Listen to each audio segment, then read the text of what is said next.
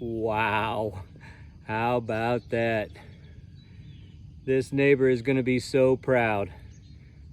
I came up this morning and seen where this mole has been all over this little hilltop. Seems like I have caught several up here. I don't know what it is, if it's the cedar trees that's drawing the earthworms or what. But we just had a really hard downpour. In fact, I got soaked. And I went back to the house and I came back out and I thought, you know, if it's raining, once it stops, maybe these moles will start working again because of all the worms moving around.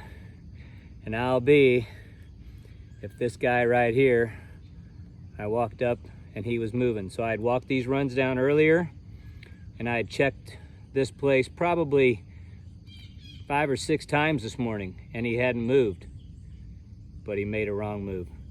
God bless you all from the MOLiminator.